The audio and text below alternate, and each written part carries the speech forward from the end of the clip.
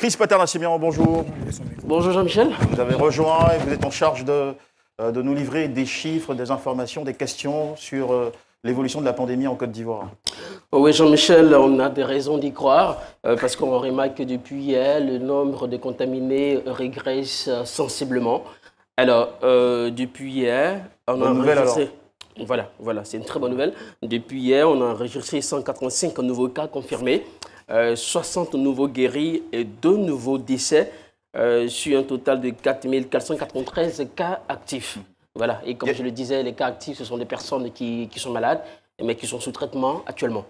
Y a-t-il une explication à cet infléchissement de la courbe, à cette régression? Je pense que la communication porte. La communication porte et les gens sont plus ou moins conscients des réalités et des dangers. Je pense que de plus en plus, les gens se rendent compte que la maladie n'est pas une utopie, contrairement à ce que les gens en fait, pensent dans cet inquiétude. Il y a des réalités, il y a des personnes, on a des proches qui sont victimes de cette maladie. Et on se rend compte que les langues commencent à se délier. Voilà. D'accord. Belle tenue, hein, il fallait vous le dire. C'est relatif de mon couturier Kovana. Ouais, voilà. D'accord, voilà, il a profité. Voilà, Docteur Linda Caboret, merci de nous rejoindre, s'il vous plaît. Bonjour à vous aussi, vous avez choisi pour l'occasion. Philo, ça va? Ouais, ça va. D'accord, super. Comment ça va? Très bien, docteur. Et vous-même? On essaie de... Ça va aller. D'accord. Ça va aller, sauf que j'ai entendu les cas régressent. Non, il pleut. Les cas ne régressent pas. Il y a eu peut-être. Mais ce sont des chiffres, hein, ce sont des faits, ils ne sont pas inventés. Mais il y a peut-être eu moins de dépistés ce jour-là. Il faut regarder combien de dépistages il y a eu dans la journée avant de dire les cas régressent. C'est dangereux, ça, de dire que les cas régressent. Parce que quand vous regardez le reportage qui a été fait sur la IRTI, qu'on a tous vu au journal de 20 h, les hôpitaux sont pleins. Il n'y a plus de place. Il faudrait que chacun de nous regarde ce reportage qui a été fait par la RTI. Tous les voyeurs qui voulaient voir des malades, ils vont voir. La RTI l'a diffusé hier. Je vous assure que ça m'a empêché de dormir parce qu'il y a 2 semaines, Abiba Dombélé avait fait un reportage où il y avait 2 malades. Là, il n'y a plus de place et les couloirs sont remplis. D'accord.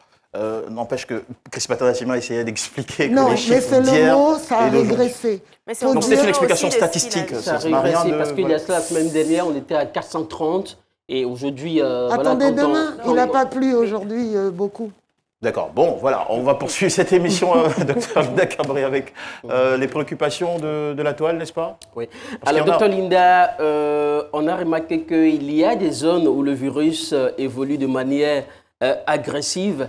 Ce sont des zones à risque. Alors, je pense que vous avez une idée, des explications sur ces zones à risque-là. Oui, tout à fait. Il y a un tableau à risque qui est vraiment significatif. Je suis désolée pour Dr Philo. Le niveau 9, le plus élevé, ce sont les bars et les concerts. On descend un petit peu, c'est où on peut se faire vraiment contaminer. Le niveau 8, c'est les buffets, parce que quand on fait un buffet, tout le monde touche les couverts, etc. Les stades, les gymnases, et les parcs d'amusement et l'église. Église, mosquée, tous les lieux de culte. Le niveau 7, c'est jouer au basket, aller à la piscine publique et l'école. Le niveau 6, vous avez les restaurants fermés, les cours de récréation, les salons de coiffure, etc. et les cinémas. Maintenant, les fêtes à la maison sont au niveau 5. Les avions, les barbecues, les fêtes avec barbecue, les centres commerciaux, les plages et les bowling sont au niveau 5. Au niveau 4, les dentistes, se balader dans une ville... Quand vous dites les dentistes, vous parlez du bureau du dentiste? Oui, aller chez le dentiste. Et en fait, c'est parce que je vous lis ce tableau. Les bureaux, les salles d'attente, et manger, dîner à l'extérieur du restaurant. Je crois qu'il y a Alexandre et Dr Philo qui m'avaient dit « Mais non, il n'y a rien parce que c'était dehors. » Mais non, c'est niveau 4. et acheter des épiceries. Niveau 3, les hôtels, jouer au golf, les bibliothèques et les musées, niveau 3. Et juste marcher, faire du vélo avec plusieurs personnes, aller à la station d'essence, c'est niveau 2. Et emporter, comme on dit ici, l'emporter et jouer au tennis, c'est niveau 1. On a joué au tennis. D'accord. Elle veut jouer au tennis. D'accord. Alors, cette échelle-là, elle C'est mondial. Elle s'inspire des réalités, générales, mondiales. C'est pas spécifiquement propre à la Côte d'Ivoire. Oui, mais ça a été constaté dans plusieurs pays.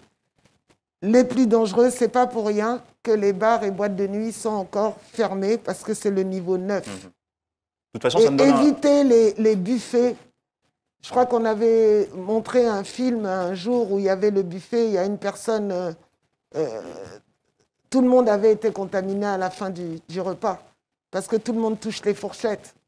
Donc, il suffit qu'on ait une personne contaminée à un buffet et que oui. Ça se répande. Oui. D'accord. Je suis désolée, mais... Oui, mais déjà, ça nous donne au moins un indicateur sur... C'est un tableau très important. Sur les endroits où on est à même de se faire contaminer si on y prend garde. Oui, oui, que même on soit à l'extérieur d'un restaurant ou d'un maquis, c'est le niveau 4 à l'extérieur. D'accord. C'est bon, c'est bon. Moi, j'ai une préoccupation aussi avec votre... Peut-être demain, je ne sais pas s'il faut vous de le faire, mais il faut peut-être adapter ce tableau-là à nos réalités, surtout où il y a dans les quartiers populaires. Mais c'est la même chose. Non, c'est pas... Nous, on ne joue pas tennis. Non, mais il y a des bars. Vous savez que les bars, si vous faites les buffets... Soit peut-être les marchés. Buffet, on va dire, c'est les maquis ouverts. C'est écrit. C'est écrit. Quand je dis niveau 5... Vous avez les marchés et aller dans les centres commerciaux. Je peux même les casinos, nous, on ne sait pas ce que ça veut dire. Mais oui, voilà les centres commerciaux, là. D'accord, ok. C'est quoi votre je vais vous l'adapter, je vais vous le faire en français. D'accord. Je vais vous le faire en français, vous verrez plus clair que c'est adapté à nos réalités. D'accord. Ok, donc Philo est rassuré. Allez, Chris Paterna-Simeon. J'en ferai un spécial pour Dr. Les autorités sanitaires ivoiriennes ont rendu un dernier rapport sur l'évolution de la Covid-19. Je pense que le docteur Kaboré veut revenir sur ce rapport-là, sur certains aspects de ce rapport. Oui, parce que dans le communiqué de presse hier, il a été dit que... il a été dit que les jeunes pouvaient être contaminés. Donc, si on pouvait éviter les visites aux grands-parents, j'ai entendu ça. Et ne pas... Lorsque vous dites les jeunes, pour être précis, la tranche de 1 à 20 ans. D'accord. Okay. De 1 bébé à 20 ans. Okay, oui, de 1 à 19 ans, il y a eu une augmentation de 19 cas au 18 juin. De 11 à 20 ans, il y a eu une augmentation de 50 cas, ce qui représente 25,9% des cas totaux. Et de 21 à 30 ans, il y a 228 cas. Et donc, les enfants et les jeunes peuvent contaminer aussi les parents et transmettre. Et vous vous rappelez qu'au début, il y a eu un décès d'un jeune de 21 ans. Hier, là, c'est écrit 39, mais ils avaient dit 35 ans, sans antécédent particulier, sans pathologie. On doit donc tous faire attention. D'accord. Voilà, des chiffres qui nous interpellent. Il n'y a pas que nous, les vieux, qui sommes atteints. D'accord. Toutes les catégories de la population ivoirienne concernée. Ça nous amène à vous inviter à renforcer votre vigilance et surtout respecter très scrupuleusement, très strictement les gestes barrières conseillés à travers toutes ces émissions, tous ces plateaux et tous ces spots qu'on vous envoie sur nos écrans.